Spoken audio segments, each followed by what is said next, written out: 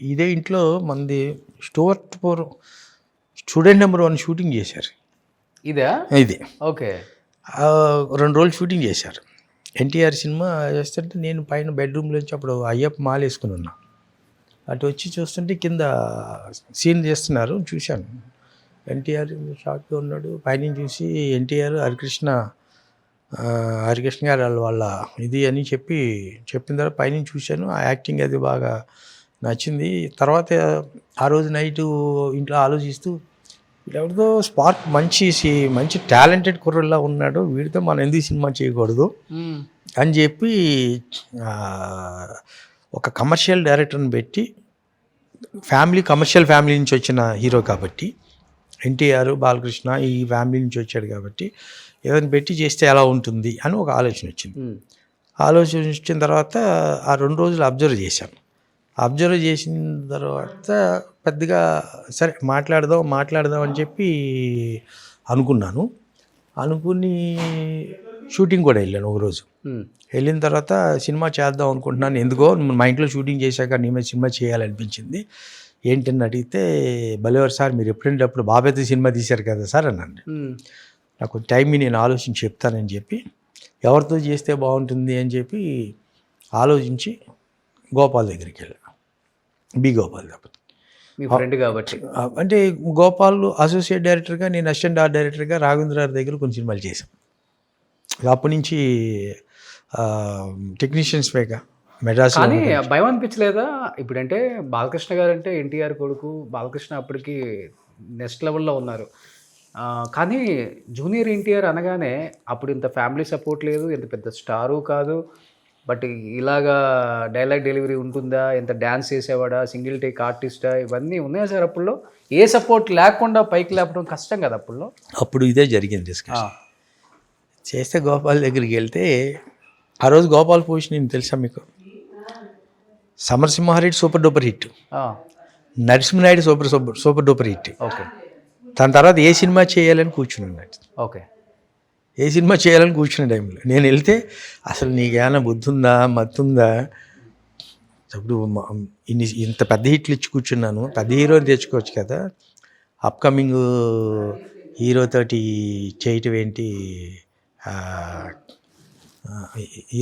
చిన్న హీరోతో చేయటం ఏంటి అనే దాంతో అప్పుడు అన్నాడు. ఎన్టీఆర్తో సినిమా అనగానే ఎన్టీఆర్ మీద చంటి మనకు వర్కౌట్ అవుతుందా, అంత బిజినెస్ అవుతుందా, ఇప్పుడు అప్పటికే పెద్ద బడ్జెట్ల సినిమాలు కదా అనే లెక్కలో ఉన్నారు. లేదు గోపాల్, నాకెందుకో చేస్తే బాగుంటుంది అనిపిస్తుంది, అది ఇది అన్నాను. నీకు ఏదైనా చేయాలంటే చూద్దాం, దాన్ని బట్టి ఆలోచిద్దాం అని చెప్పి అన్నాడు. అనేది అది మాకు ఒక 1 month పట్టింది. 1 month ఎన్టీఆర్ని హీరోగా పెడదాం వద్దని అందరూ వద్దని. ఓన్లీ రీజన్ ఏంటి సార్? అంటే గోపాల్ సమరసింహారెడ్డి, నరసింహనాయుడు ఇచ్చేసి పెద్ద ఎక్కడున్న టాప్ పొజిషన్లో ఉన్నాడు. ఆ టైంలో ఆ రేంజ్ ఖర్చు పెట్టాలంటే వర్కౌట్ అవుతుంది కదా. ఆది అవన్నీ తీశాడు కదా. అప్పటికి ఆది రిలీజ్ అవ్వలేదు, స్టూడెంట్ నెంబర్ 1 రిలీజ్ అవ్వలేదు. స్టూడెంట్ నెంబర్ 1 కూడా రిలీజ్ అవ్వాలా, ఆది రిలీజ్ అవ్వాలా. నేను ఆ స్టూడెంట్ నెంబర్ 1 షూటింగ్ టైంలో ఆ కుర్రను చూసి చేద్దామన్నది. ఓకే. ఇక్కడ షూటింగ్ చేస్తున్నారు కదా అని. అప్పుడు నేను అంటే టైం తీసుకున్నాను సార్. పరశురు గోపాలకృష్ణ గారి దగ్గర కూర్చున్నాం. గోపాలకృష్ణ గారితో చెప్పాను, గురువా ఏం చేద్దాం ఇలా అంటే, ఆలోచించరా, ఇంతే ఉన్నాడు కదా గోపాల్, ఏమో 2 ప్రపంచానికి అతను ఇంతే ఉన్నాడు. ఇన్ ది సెన్స్ అప్పుడు ఆయన మైండ్లో కూడా నరసింహనాయుడు సూపర్ డూపర్ హిట్ అయిపోయింది, సమరసింహారెడ్డి సూపర్ డూపర్ హిట్ అయిపోయింది, గోపాల్ ఆ రేంజ్లో ఆలోచిస్తున్నాడు కదా, చిరంజీవి బాలకృష్ణ ఆ రేంజ్లో ఆలోచిస్తున్నాడు, తినబెట్టి ఎలా చేస్తావరా, ఒకసారి ఆలోచించుకో నువ్వు అంటే. నేను మొండోళ్ళలాగా పట్టు వదలని విక్రమార్కుల్లాగా చేద్దామని గోపాల్ తెచ్చింది. సరే గోపాల్ అన్నాడు, సరే నువ్వు చేద్దాం అంటున్నావు కదా, ఓకే డన్ చేద్దామని చెప్పి ఒక అండర్స్టాండింగ్ వచ్చిన తర్వాత ఎన్టీఆర్ దగ్గరికి వెళ్ళాను. నేను ఎన్టీఆర్ని అప్పట్లో తాత అని పిలిచేవాడిని. అంటే నాకు పెద్ద ఎన్టీఆర్ మీద దీని మీద తాత అని పిలిచి, తాత గోపాల్తో నీతో సినిమా చేయాలనుకుంటున్నాను. వెంటనే కావులను చేసుకుని కాళ్ళకి నమస్కారం పెట్టేసి ముద్దులు పెట్టేసి ఇవన్నీ గిల్లేసి కొరికేసి అలవాటు చేశాడు. అప్పుడు కూడా అలానే ఉండేవాళ్ళు. అప్పటికి వాళ్ళు ఇప్పుడు తక్కువ, ఇంకా అప్పుడు భయంకరం అలరి. ఓకే. సరే బాబు బి గోపాల్తో అంటే బాబాయ్తో 2 సూపర్ హిట్లు ఇచ్చేసాడు, అది ఇది దీని మీద సో అనుకోకుండా అది మనం చేద్దామని ఫిక్స్ అయ్యాం. స్టూడెంట్ నెంబర్ 1 రిలీజ్ అయింది, హిట్ అయింది. స్టూడెంట్ నెంబర్ 1 రిలీజ్ అవ్వకముందే ఆది స్టార్ట్ అయింది. అది రిలీజ్ అయిన తర్వాత ఆది జరుగుతున్న టైంలో మేము సినిమా కన్ఫర్మ్ చేసుకున్నాం. ఓకే, కన్ఫర్మ్ చేసుకుని ఇక్కడే ఓపెనింగ్ చేసాం, కిందే ఓపెనింగ్ చేసాం. అప్పుడు పాతిళ్ళు ఉన్నప్పుడే చేసి సినిమా స్టార్ట్ అయిన తర్వాత ఆది సూపర్ హిట్ అయిపోయింది. ఆది సూపర్ హిట్ అయిన తర్వాత అప్పుడు మాకు కొంచెం ధైర్యం వచ్చింది, కొంచెం బడ్జెట్ పెంచుదాం ఓకే అని కొంచెం బడ్జెట్ పెంచుకున్నాం. అప్పుడు గోపాల్కి ప్యారలల్గా ఇందిరా సినిమా, ఓ పక్కన చిరంజీవి తోటి ఇందిరా తీస్తూ, ఓ పక్కన ఎన్టీఆర్ తోటి అల్లరి రాముడు, 2 ప్యారలల్గా జరిగినాయి షూటింగ్. ఓకే, 2 ఇంచుమించు ఒకేసారి రిలీజ్ అయింది. ఓకే, అది సూపర్ హిట్ అయింది, ఇది హిట్ అయింది. Indira super hit. నగ్మా నరేష్ అప్పుడు దాకా నరేష్ ఇంట్లో కూర్చున్నావాడిని, నరేష్ని కూర్చోబెట్టి అప్పుడే బయటికి తీసుకొచ్చింది. అప్పుడు రాజేంద్ర ప్రసాద్ అనుకున్న క్యారెక్టర్ అది. అప్పుడు నరేష్ని తీసుకొచ్చి పెట్టింది అది. ఓకే, సో నగ్మా నరేష్ ఇవన్నీ పెట్టిన తర్వాత ఆ సినిమా అది మనకి 47 సెంటర్స్లో 100 days ఆడింది. ఓకే, సో అది ఫస్ట్ ఫంక్షన్ అఫిషియల్గా శిల్పకళా వేదికలో చంద్రబాబు గారిని వాళ్ళందరినీ పిలిపించి, అప్పుడు సీఎం అయిన హరికృష్ణ గారిని కూడా పిలిపించి ఫస్ట్ డయాస్ మీద ఫ్యామిలీ మెంబర్స్ అందరిని కూర్చోబెట్టి ఫంక్షన్ చేసింది ఎన్టీఆర్కి మొట్టమొదటి ఫంక్షన్ అది. అంతేనా? ఫ్యామిలీ కలిపింది కూడా అప్పుడేనా? అప్పుడు కలపడం ఏంటి, అప్పుడు కలిసి ఉన్నారు లోపల ఏంటి, బట్ అఫిషియల్గా పబ్లిక్లో ఒక స్టేజ్ మీద హరికృష్ణ ఈయన్ని కలిపి దండేసింది ఆ ఫంక్షన్. ఎన్టీఆర్ని హరికృష్ణ గారిని, హరికృష్ణ ఇద్దరు కలిపి తండ్రి కొడుకులుగా దండేసింది.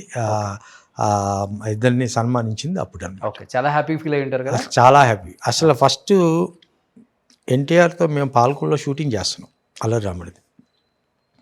అది అప్పుడు రిలీజ్ అయింది సినిమా, సూపర్ హిట్ అయింది. మేము షూటింగ్లో ఉండగా రిలీజ్ అయ్యి సూపర్ హిట్ అయింది. సూపర్ హిట్ అయిన తర్వాత ఏవైనా బాలయ్యబాబు తోటి ఎన్టీఆర్తో ఫోన్ మాట్లాడించాలి. అప్పుడు దాకా మాటలు ఇప్పుడు లేవు. బాలకృష్ణ లేదు, ఎప్పుడు లేదు, ఎప్పుడు మాట్లాడలేదు. ఎప్పుడు మాట్లాడకపోతే అప్పుడు మాట్లాడేద్దామంటే ఓ రోజు నైటు తనే అతను తారకే అనేవాడు, బాబాయ్ చేత మాట్లాడాలి, వస్తే బాగుండు, మంచి హిట్ అయింది కదా, ఇతను బ్లెస్సింగ్స్ ఇస్తే బాగుంటుంది కదా అనే దాంతో అనుకుని బాలయ్య బాబుకి ఫోన్ చేశాను నేను. బాబు ఇక్కడ షూటింగ్లో ఉన్నాం పాలకొల్లో. బాలయ్య కూడా పాలకొల్లు షూటింగ్ వచ్చాడు. అప్పుడు మేము కృష్ణబాబు పాలకొల్లు చేసాం షూటింగ్. షూటింగ్లో ఉన్నాం బాబు, ఎంకరేజ్ చేస్తే బాగుంటుంది కదా, కంగ్రాట్ చెప్తే బాగుంటుంది కదా బాబు.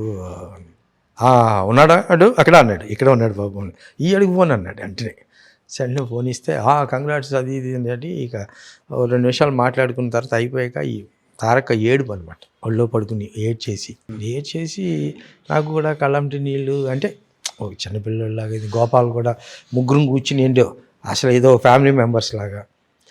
తర్వాత నుంచి ఇంకా అతను కూడా హ్యాపీగా ఫీల్ అయ్యాడు. ఇంకా అక్కడి నుంచి ఇంకా వాళ్ళ ఫ్యామిలీ. తర్వాత మా సినిమా ఆడటం, 100 days ఫంక్షన్కి అందరినీ పిలవటం, స్టేజ్ మీద అందరినీ ఒక ఇది చేయటం, ఇదంతా ఇదప్పటికి బాగా. సుమన్ టీవీలో మీ పర్సనల్ అండ్ బిజినెస్ ప్రమోషన్స్ కోసం కింది నెంబర్కి కాంటాక్ట్ చేయండి.